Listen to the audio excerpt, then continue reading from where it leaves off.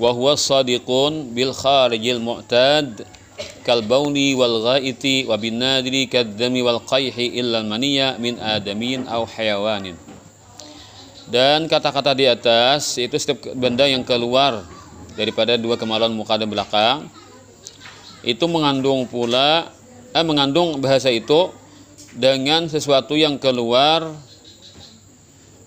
yang sudah biasa. Wabi kalbauni wal gaiti, contohnya seperti kencing dan berak.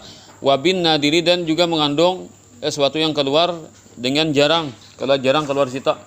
Kadzami wal qayhi, seperti darah dan nanah keluar di situ, najis juga. Ada yang terkecuali ilal maniyya, kecuali air mani. Maka air mani itu kada dihukumkan najis.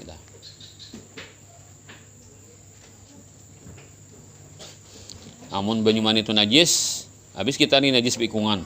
Nah, kan?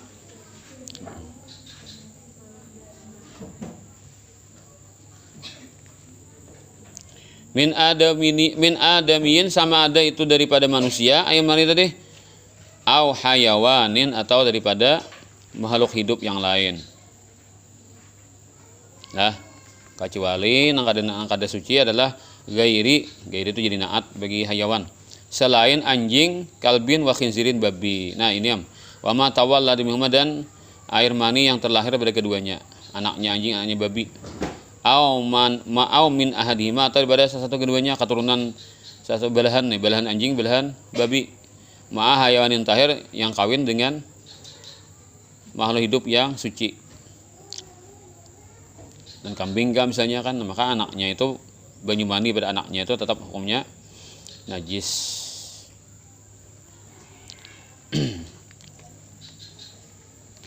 Wa kharaja bimai'in, keluar dengan kata-kata ma'i'in. Keluar kata-kata di atas ma'i'in, apa tadi? Cair, benda cair itu kan yang dibahas nih. Ad-dudu. Nah, ad-dudu itu ulat. Ulat itu kada masuk di benda cair, karena ulat itu benda padat. Lah.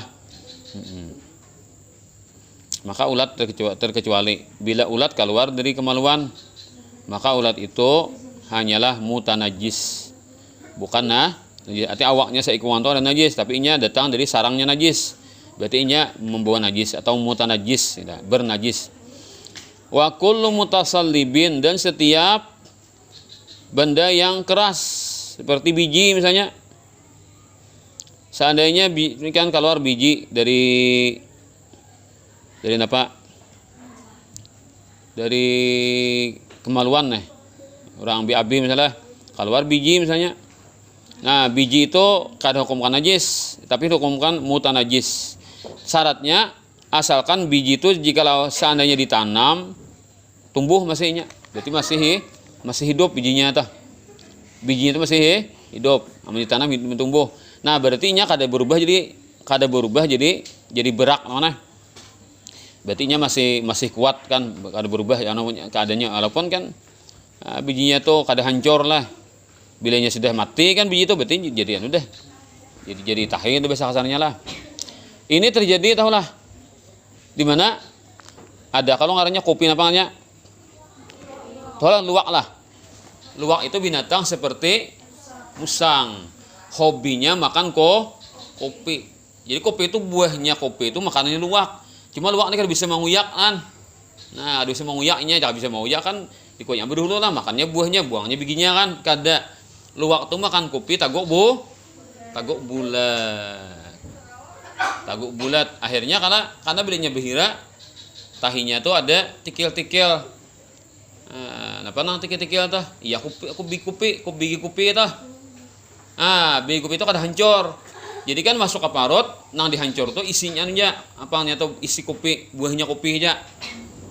Jangan kita kan lengkeng kita makan lah nang kulitnya kan. Karena biar keluar bijinya aja lagi.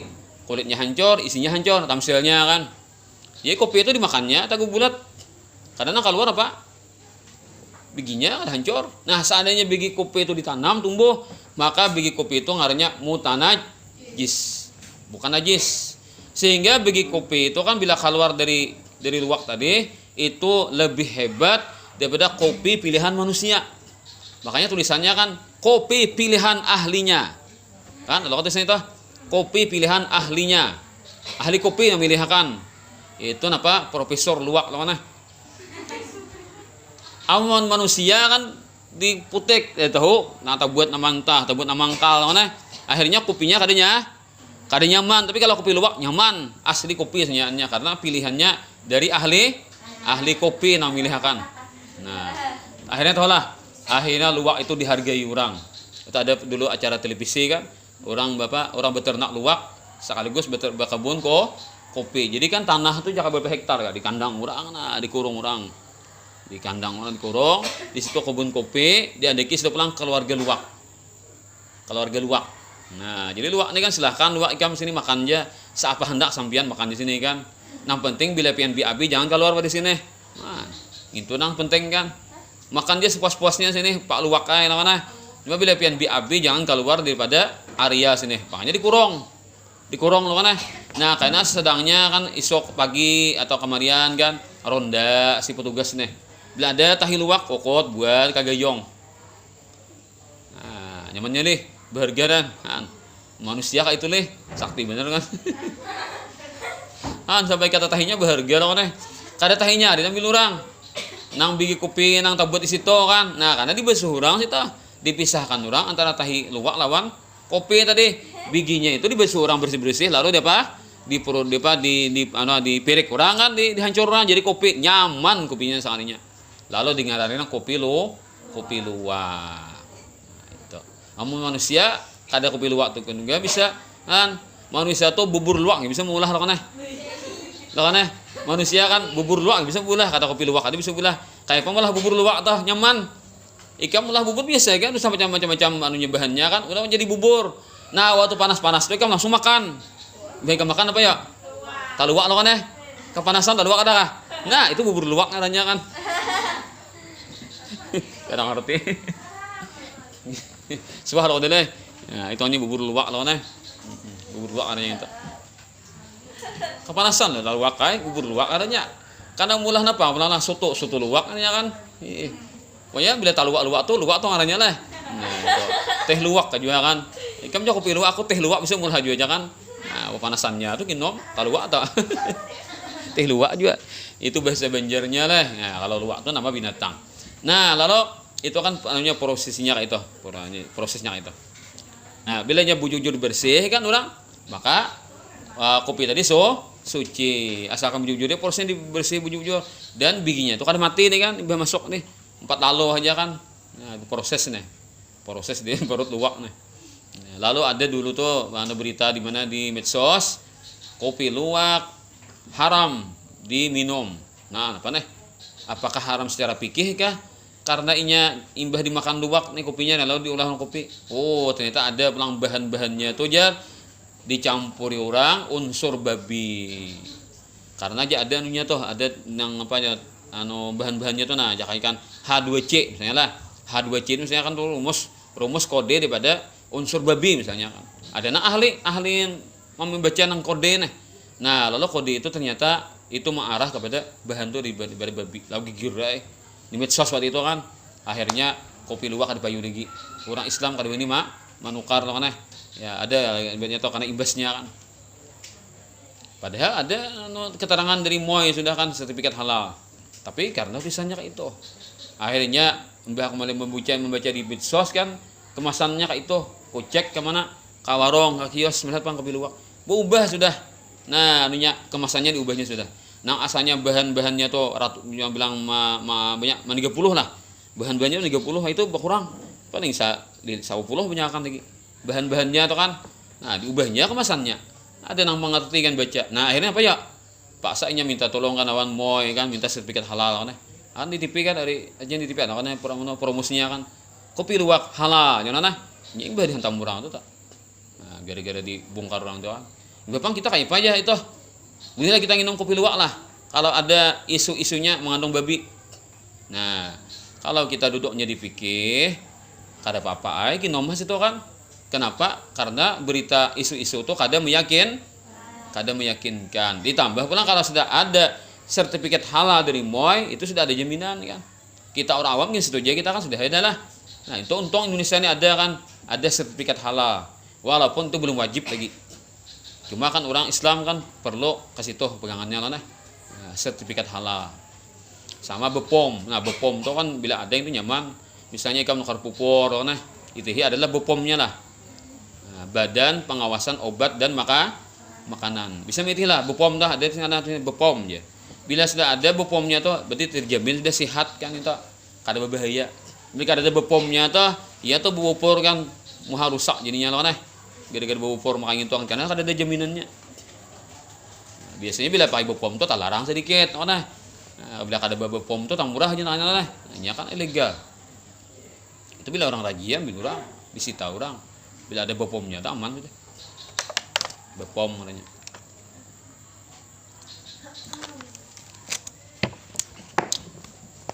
Berikutnya, paham sudah lah. Nah, itu kan jika ditanam ia tumbuh, nah maka si itu ngarannya bukan najis tapi muntah najis saja. Dibasuh selesai.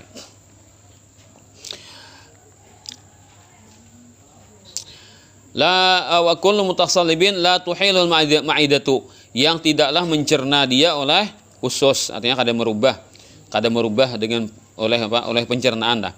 Yang tidak merubah kan dia oleh pencernaan, artinya kada hancur lah. Dimasuk liwat usus deh. Falaisa binajis, maka itu bukan najis, bal mutanajisun, tapi ianya kena najis. Biat huru bil gasli, dia akan suci dengan dibasuh. Nah. Wa fi ba'din nusah, pada sebagian salinan ada pang wa kullu ma yakhruju ya bila bil mudari'i. Nah, wa iskati ma'in. Nah, itu pembahasan saja. Nah, kronologi katanya. Itu kalimatnya yakhruju dengan lapas mudhari dan hilangnya kalimat ma'e. Jadi wa kullu ma yakhruju ada yang ini apa? Wa kullu ma'in kharaja. Nah, kan. Wa ghaslu jamil abwabil awrasi walau kana min ma'kulil lahmi. Membasuh semua kencing dan berak, maksudnya bekasnya lah atau yang terkena. Nah, membasuh benda yang terkena kencing dan berak. Walau kana, sekalipun kencing dan berak itu min ma'kulil lahmi, daripada binatang yang halal dimakan. Misalnya kambing, itik, sapi, hadangan, ayam, mana itu kan halal dimakan. Nah, lalu inya berak atau kencing karena pakaian atau karena awak, karena sembahyang. Napa hukumnya membasuh itu? Wajib. Wajib bila ada dibasuh berarti kada sah sembahyangnya. Nah, kada segera pang lah selama inya kada maksiat dengan najis itu, misalnya karena atau kada sengaja.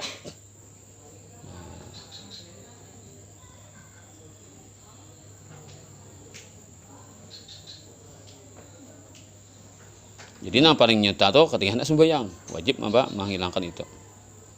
Amun orang maksiat dengan najis itu. Nah, seperti sengaja kan najis, nyata najis, pada tangan ke awak, pada tangan ke baju. Nah, itu kan sengaja meletakkan najis ke awak itu, nah, hukumnya haram. Seperti orang awam dari itu mereka ketujuh mengotori badan dan pakaian mereka, badan mereka dengan darah binatang korban. Nah, itu kan lain pengobatan lah. Wajib tuh dibasuh segera.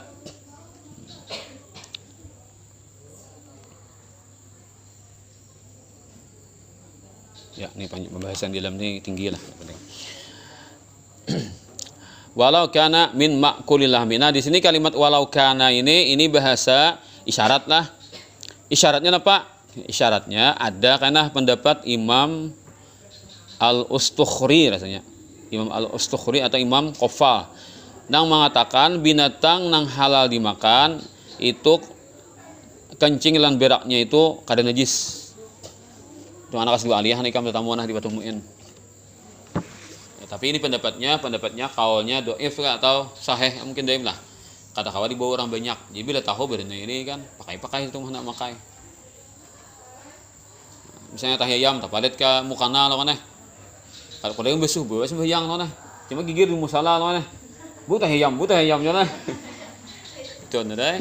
Cuma sah bilangnya menurut kaul Imam Ash-Tukhri dalam kitab Satu Mu'in gini kelas 2 aliyah. Di sini kan disebutkan. Cuma isyarat ini nah. Jadi sini kalau mau tamat pokoknya binatangnya halal dimakan enggak? Bilanya kencing atau berak maka hukumnya najis. bila kita hendak sembahyang tapalik di baju ada wajib dibasuh. Wa kaifiyatu ghusl janabah najasah. Wa kaifiyatu ghusl najasah, dan cara membasuh benda yang terkena najis. Idza in kanat musyahadatan bil aini, jikalau dapat dilihat dengan mata kepala. Wahyal musammatu bil ainiyati, itu dinamakan orang najis ainiyah. Dinamakan orang najis ainiyah. Ya, ada bendanya masih basah, kan bahkan kami tadi masih basah. Nah, tahyam tadi masih ada tahyamnya. Nah, kada hilang. Itu ainiyah artinya barangnya masih ada. Kayak apa caranya? Takuno terjadi bizawali ainiha, dengan menghilangkan bendanya. Nah, dia nuela jakainya basah itu kan dilap lo kan. Amunnya tahi itu kan diambil apa apa kalah dibawa apa disingkirkan, nah jadi lap. Nah jadi nang dibasuh tanya lah bekasnya. Amun barangnya masih ada kabar di kayak ini kan. Nah, nih ada kambing misalkan ini masih basah kambingnya, jangan langsung simbur, lap karing.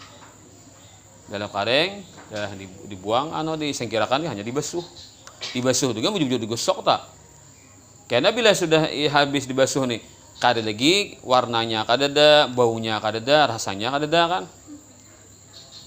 maka sudah suci. Itu caranya mensucikannya.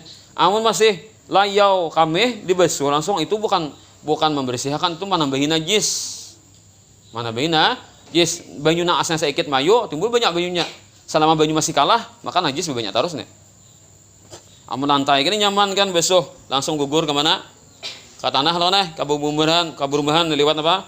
Lewat nang nih sambungan nih kan, lewat pahalatannya nih. Tapi kalau ini tehel apa ya? Tangali sedikit lah. Tehel tuh sedikit di banyu kan layau sudah sanyaannya. Amun ini karpet bang, alih juga angkat karpetnya lo nih. Basuh lo nih karpet panjangan kan. Nah itu ini tangalih gitu apalah. Nah, itu pada hukumnya dah. Nah nyaman tuh karpet tuh kan bari pitak-pitak. Cuma karpetnya tuh nang kanda. Aku dulu pernah di Mahal Perguruan kan. Rumah sidin tuh ulen. Cuma kan di pinggir di belakang masjid itu perumahan. Karena bila imbah asar kan bila jalan tuh angin maniup tambus nih nih. Ini kan papan masjid itu ulen ada sedikit beluang lah. Nah, jarang sedikit, lalu ditampur angin. Ya tikar nih angkat tampurnya angin. Nyaman panglah beng angin kan di masjid itu. Nah, di belakang masjid itu perumahan. Lalu biar hari pulang berikutnya kan, pelajaran minggu berikutnya.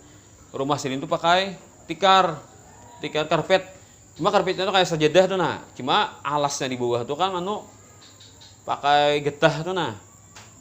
Jadi karpetnya tuh kan di andak tuh nyaman nimpel bener kan, piset. Ya karena kayak sejadah genanya lah.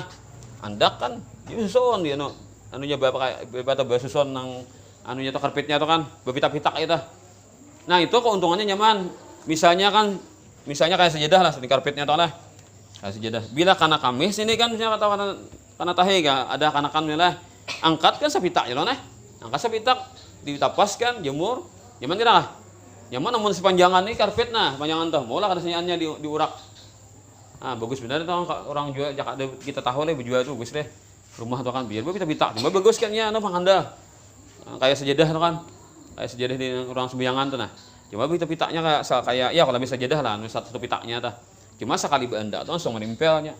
Pas benar tuh mungkin kayak itu kan orang Islam lah bisi kan karpet itu. Kada mangalihi. Nah, itulah kada mangalihi kan bijak ibetnya kan najis tuh cuman sapitak itu jadi dibasuh. Jadi bila diandak tuh mereketnya lalu angin tak lagi apa mangkat berat kan nya kain kan karpet itu kan ya kayak sejadah tuh nah lapisannya getah kayak getah tuh lapisannya ya berat barangnya tuh kan jadinya nempel benar lawan kita ongkap lagi pita-pita kain masih itu kan kain itu nang karpetnya tah nah itu orang Islam cocok nah itulah kada mangalihi jadinya kan mau kita menapas lah karpet tuh bapak kada diupahkan aja menapas karpet tah 1.000 kah sekali tapas tuh kan karpet tah panjang nah mau kada luas arealnya kan menapas tuh kayak gitu nah mau di rumah nang kipet pawa leh ngalih napas karpet tuh kan kayak sangprutan nang basuh apa tah nah, cuci kendaraan tuh kan nah, bisitlah membasuh Nah, hukumnya wajib lah. Jadi buang dulu bendanya, hanya dibasuh. Wa muhawalati zawali awsafiha. Dan mengusahakan hilang sifat-sifatnya. Sifatnya 3. Ada warna, ada bau, ada rasa. Pakai sabun gak dibantu bisa juga.